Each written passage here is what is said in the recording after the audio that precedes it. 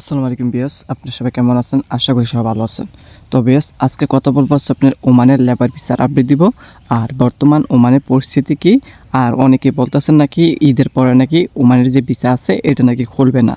তো এটা সত্যটা কতটুকু, আর বর্তমান ওমানে কি সত্যি কি ভিসা কি বন্ধ করে দিছে? তো বিয়াস, সম্পূর্ণ ভিডিওটা শুরু করার আগে আপনারা যদি আমার চ্যানেল নতুন হয়ে থাকেন তাহলে অবশ্যই চ্যানেলটা সাবস্ক্রাইব করে পাশে থাকা বেল আইকনটা অন করে দিবেন, যাতে নেক্সট টাইম ওমান সম্পর্কে কোনো ভিডিও আপলোড করলে সাথে সাথে আপনার কাছে নোটিফিকেশন চলে যায়। আর অলরেডি যারা সাবস্ক্রাইব করছেন তাদেরকে অসংখ্য অসংখ্য ধন্যবাদ। তবে এখন মূল বিষয় চলে যায়, সত্যি কি ওমানের ভিসা কি ঈদের পরে কি চালু হবে না? আর অনেকে বলতেছেন নাকি আপনার ওমানের ভিসা আর চালু হবে না। ভাই দেখেন, এখন যারা বলতেছে ওমানের যে লেবার ভিসাটা আছে ওইটা চালু হবে না, তারা সম্পূর্ণ একটা ভুল নিউজ, সম্পূর্ণ একটা ফ্যাক্ট তথ্য আপনাদের মাঝে ছড়িয়ে দিতেছে। কেন?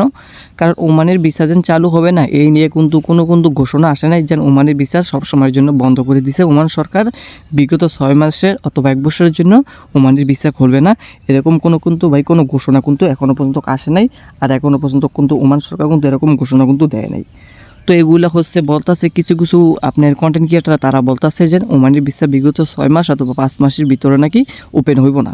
তো আপনারা বাইকে ঘাবড়াবেন না, এটা সম্পূর্ণ একটা ফেক নিউজ, সম্পূর্ণ একটা ভুল নিউজ।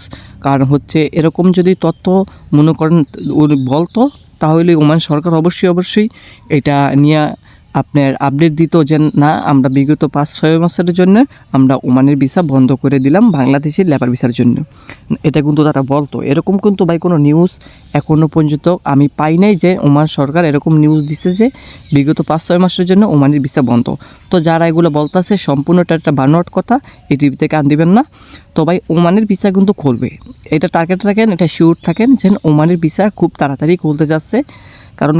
কারণ ভাই বর্তমানে এখন ওমানের পরিস্থিতি কিন্তু আপনার আগে থেকে এখন একটু ভালো হয়েছে, কিন্তু আপনার যে বড় বড় যে কর্মীগুলো আছে, ফ্যাক্টরিগুলো, কোম্পানিগুলো আছে, যেগুলো হচ্ছে বাংলাদেশি প্রবাসীদের উপরেই হচ্ছে নির্ভর করে। কেন প্রবাসীদের উপরে নির্ভর করে?